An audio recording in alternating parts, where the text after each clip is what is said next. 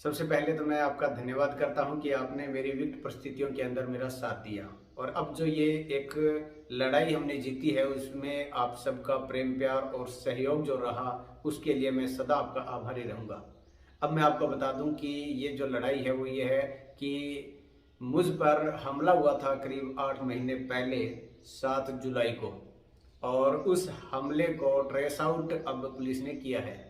CIA Sirsa police के अंदर ये मामला गया। उसके बाद में ये खुलासा हुआ कि इस मामले का मुख्य जो मास्टरमाइंड था, जिसने मुझे पिटवाने के लिए पैसे दिए और कुछ लड़कों को भेजा, उस मामले के अंदर अब जो खुलासा हुआ है उसमें जो वजह है वो भी सामने आई है कि क्या वजह थी। मैं आपको थोड़ा विस्तार से बता दूं। हालांकि मीडिया के अंदर काफ़ी कुछ बातें आई है, लेकिन उससे हटकर भी मैं आपको थोड़ा बताना चाहूँगा।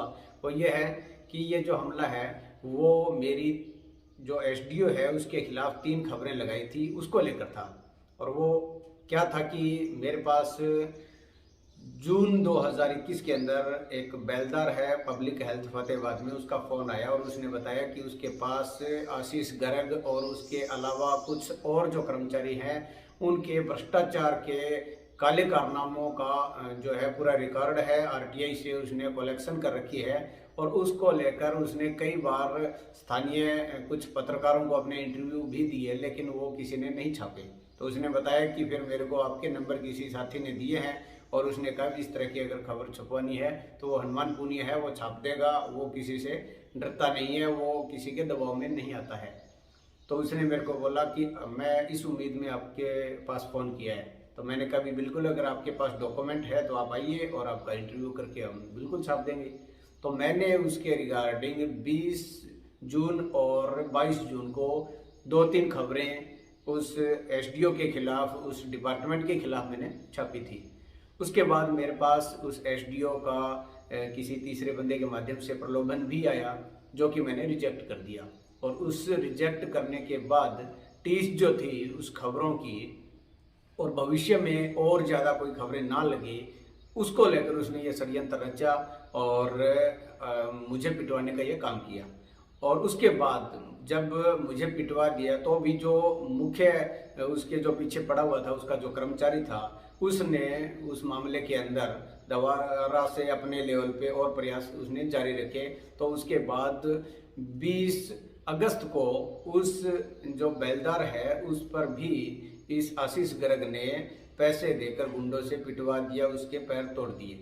उस मामले का उसी टाइम ट्रेस आउट हो गया था, खुलासा हो गया था, जिसके अंदर आशीष गर्ग अभी भी जमानत पर चल रहा है।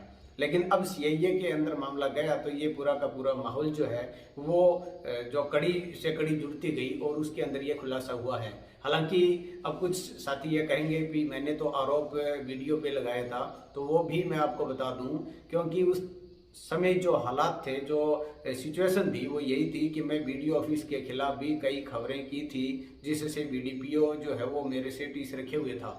और जब मैं कवरेज के लिए बीडीओ ऑफिस में गया तो उसी दौरान एक बीडीओ के ही जानकार का मेरे पास धमकी भरा फोन आता है। तो वो एक इत्तेफाक समझो या फिर वो रियल के अंदर ऐसा हुआ, वो मैंने उस आशंका के अंदर उसका वहाँ पर बीडीओ ऑफिस का ही कनेक्शन वहाँ पर समझ लिया और उसके तहत मैंने उनका नाम लिया था। लेकिन उसके बाद अब जो है पुलिस ने अपनी इंक्वायरी के अंदर ये पटाक्षेप किया है। तो इस लड़ाई के अंदर आपने सहयोग दिया, इसके लिए मैं धन्यवाद करता हूँ। और दूसरी बात, जो दूसरी लड़ाई हमें लड़नी है वो है मेरे पर जो दूसरा एक आत्महत्या के लिए दुष्प्रेरित करने का जो केस लगा हुआ है, उसके अंदर भी मैं आपको बता दूं कि मैं बिल्कुल निर्दोष हूं और उसको लेकर लड़ाई जारी है। और आपका सहयोग रहा तो उसके अंदर भी इसी तरह का कुछ ऐसा खुलासा होगा कि जिससे आपको लगेगा कि वाकई में हनुमान पूनिया को फंसाया गया था। क्या वजह रही वो अब उस पर चर्चा, क्योंकि यहाँ का मैटर नहीं है। अब वो मैटर जो है वो कोर्ट का है। मुझे मेरे एविडेंस प्रस्तुत करने हैं, मुझे मेरा ऐसा कुछ कोर्ट को देना होगा कि जिससे कोर्ट को वाकई में ये लगे भी इस मामले के अंदर हनुमान पूनिया बिल्कुल निर्दोष है। तो उसके लिए वो कानूनी जो लड़ाई है वो जारी रहेगी और उसमें आपका सहयोग और हौसला जो है ना वो मेरे लिए बहुत मायने रखता है। तो आपको लगता है कि ये जो मेरे पे हमला हुआ उसका जो खुलासा हुआ है, उससे आपको अगर ये लग रहा है कि अगर ये गलत हुआ है हनुमान पुनिया के साथ, तो शायद हो सकता है कि वो मामला जो अभी अनट्रेस्ड है, अभी जो कोर्ट में चल रहा है, वो भी गलत हुआ होगा। तो उसको लेकर आप जो है धारणा मेरे प्रति सकारात्मक रखिए। और बिल्कुल मैं बता देता हूँ कि जो भी मेरे प्रति सकारात्मक धारणा रखे हुए हैं, जो मुझे सही मान रहे हैं, उनको मैं गलत नहीं साबित होने दूंगा कभी भी।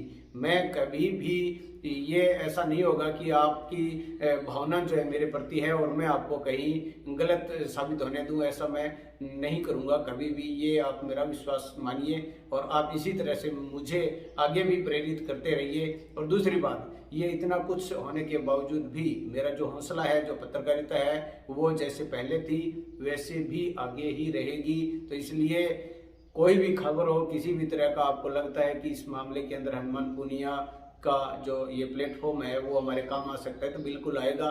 तो एक बार फिर मैं धन्यवाद करता हूँ जिन लोगों ने मेरी इस पूरे प्रकरण के अंदर पूरी मदद की, मुझे सही समझा और मुझे हौसला दिया, उनका मैं सदा आभारी रहूँगा, ऋणी रहूँगा।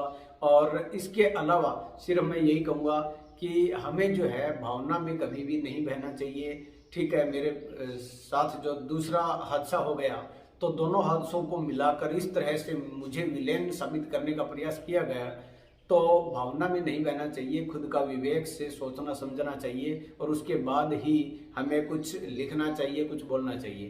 खैर, उस पर मैं चर्चा नहीं करूंगा क्योंकि उस तरह का माहौल ऐसा था उस टाइम कि मेरे खिलाफ काफ़ी लोग थे, तो उसको लेकर जो है एक कैंपेन चल पड़ा था। लेकिन अब मैं उन जिन्होंने कैंपेन चलाया उनसे भी मेरी कोई गिला शिकवा, कोई शिकायत नहीं है। उनसे भी मैं यही कहूँगा कि आप एकांत में बैठकर जरूर सोचें कि आपके मेरे खिलाफ होने का वजह क्या थी।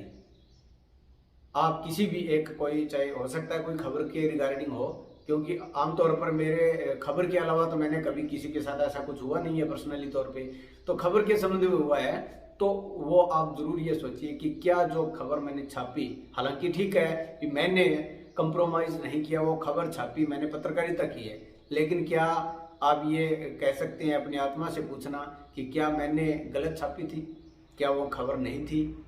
हाँ ठीक है, वो नहीं छापता अलग मैटर है, लेकिन उसमें मुझे ये लग रहा था कि भी फिर मैं पत्रकारिता मेरे को नहीं करनी चाहिए। अगर मैं यूँ भावनाओं में बहने शुरू कर दूंगा और किसी के साथ पत्रकारिता के साथ मैं न्याय नहीं कर पाऊंगा, तो ऐसा मैं नहीं किया मैंने। तो वो अगर आपको गलती लग रही है तो वो आप समझ सकते हैं, लेकिन मेरी पर्सनल तौर पर किसी के साथ भी कोई टीस नहीं थी और ना भी आगे रहेगी। अगर कोई बंदा ये समझता है तो बिल्कुल मेरे को निसंकोच होकर मेरे को फ़ोन करे, जैसा भी हूँ मैं मदद कर सकता हूँ तो वह पूरी मदद करूँगा। तो आपका एक बार फिर धन्यवाद, बहुत बहुत धन्यवाद कि इस पूरे मामले के अंदर आपने मेरा पूरा सहयोग दिया। Thank you.